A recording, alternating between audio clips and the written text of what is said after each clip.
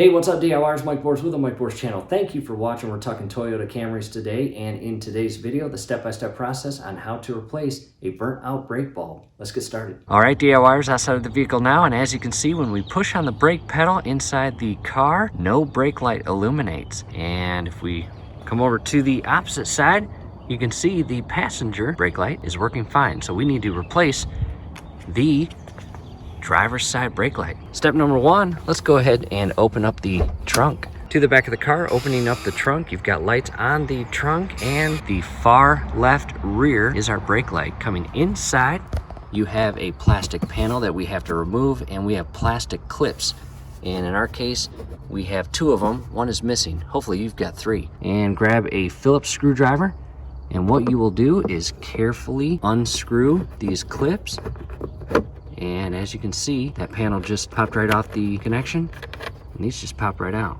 Down to the bottom, and depending on if these have ever been removed will depend on how easy they come off.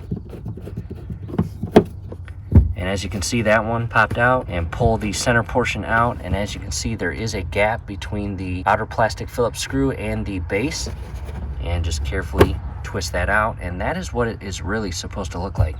This one came out far too easy, which makes me believe the previous owner has removed these in the past and unfortunately broke this one and lost the other one, or broke it so bad it would never go in. From here, we need to remove this panel. Don't just grab it and pull, you'll end up breaking stuff. What I'm going to do is carefully pick the carpet up and remove this panel here. And you'll notice as I shift this panel out, it is conveniently shifted into place with other panels to help it secure itself. And again, I'm just pulling this up and out. From here, our brake light is right inside there, and just by carefully unscrewing it to the left and pulling it out, there's our brake light. And yes, it is burnt out. And as far as the bulb, you carefully grab it at the base and pull it out of its socket. This is not a twist type bulb, as you can see.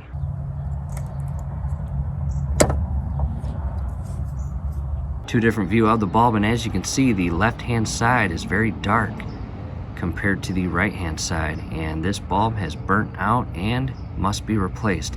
Match the part number, go to your local auto store, match it up, and buy the replacement bulb. On the left hand side, the burnout bulb, and on the right hand side, the brand new bulb. Let's go ahead and install it. As you shift this new bulb into place to secure it inside the socket, just be careful and line it properly, and don't push on the actual glass. Go to the base and properly set this inside the socket, just like that.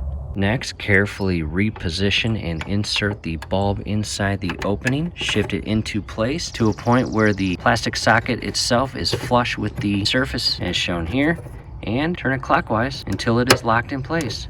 And you heard the clicking, and that is in there and secured.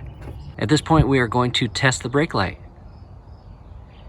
And check that out, DIYers, that works perfect. From here, we're going to tap the brake pedal 3 times just to make sure that the brake pedal goes on and off as designed.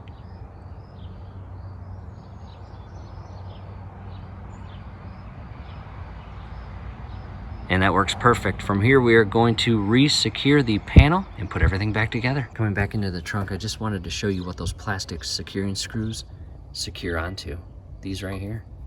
And you've got 3 of them, but in our case, only 2 because one is missing. Panel is back in place. Just make sure it slides into all the necessary spots that it is supposed to. And back to the securing screws. You want to make sure the screw is pulled out. At that point, align the panel with the hole, slide this in, and once it's in, you can press that Phillips screw portion in with the screwdriver and turn it to the right or clockwise to lock this in place. Be patient as you align these. You do not want to break them. Again, the most important thing is making sure that they are aligned with the internal hole, and twist it until it is secured, just like that. And that's on there. Now to the bottom one. At this point, the lower screw and upper screw are on there, and this panel is secured.